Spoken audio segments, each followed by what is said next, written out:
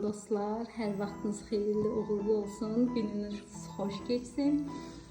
Bu günləri yataq otağımız gəlir və yataq otağı gəlmədən öncə sizinlə və sizi öz otağımla tanış etmək istədim.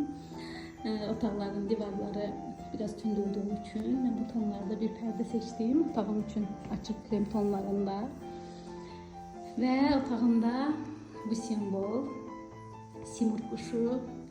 İnşallah ilerleyen günlerde bu kuşun niye bunu seçtiğim için bunun da hikayesini size anlatırım.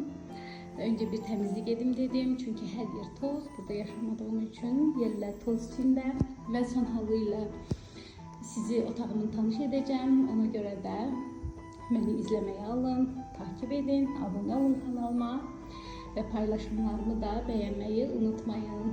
Yeni paylaşımlardan da haberdar olmak için bildirimleri açmayı unutmayın.